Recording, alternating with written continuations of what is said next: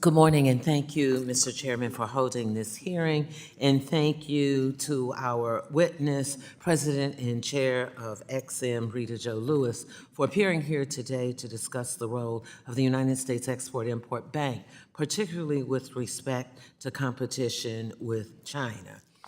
This year, EXIM celebrates, as we've just heard from our chair, 90 years of carrying out its mission to create economic opportunity for the United States companies and workers. So we're excited to hear from you, and I join my chairman in saying we're excited to hear how we can work together. So thank you for that, Mr. Chair. In full disclosure, I've had the opportunity to not only know, but work with Madam Chair and President for some time. For those who don't know, she comes to us as a scholar, Emory American University, a lawyer, a diplomat with years of international experience in this area.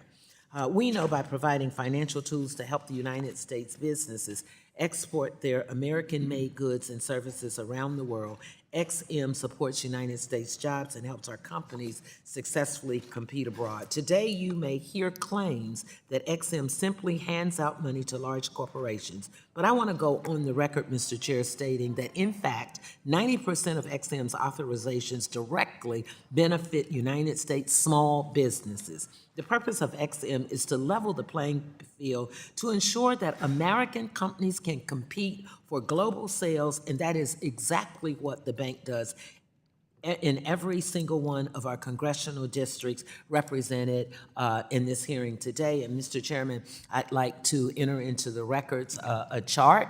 I think that will be very helpful. It identifies the amount of small businesses who benefit from the funds of those of us who are questioning you today. And let me just say, my colleagues on the other side, their small businesses should be applauding you because they are in the hundreds and hundreds and hundreds of millions of dollars to small businesses. And we hear that frequently, that we are small business owners. Without objection. Thank you.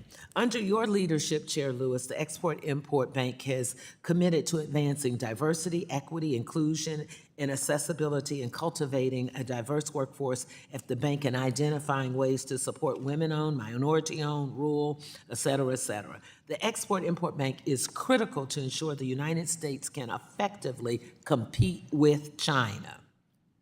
The China and Transformational Exports Program supports U.S.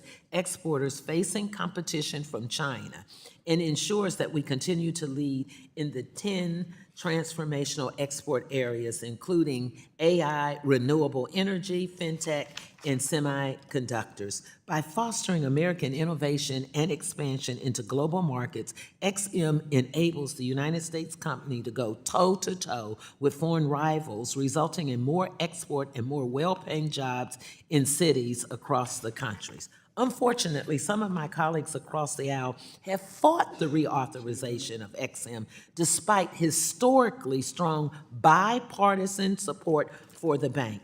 Eliminating EXIM as proposed by some extremist agendas like Project 25 will only harm our nation's small business and hamper our efforts to compete against China. Democrats have a long record of working with you, and I'd like to say that I was proud to be here in 2015 because the Republicans used a discharge petition to do away with export, and Democrats have increased the cap for export-import lending. I yield back because my time is up.